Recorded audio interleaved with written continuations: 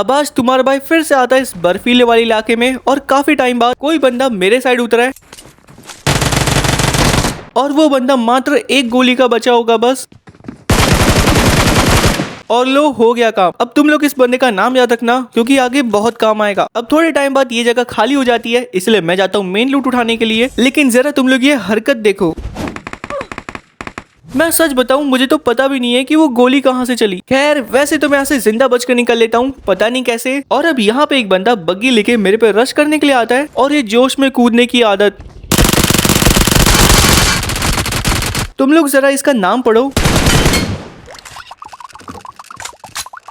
ये अजीब सी आवाज कैसी थी।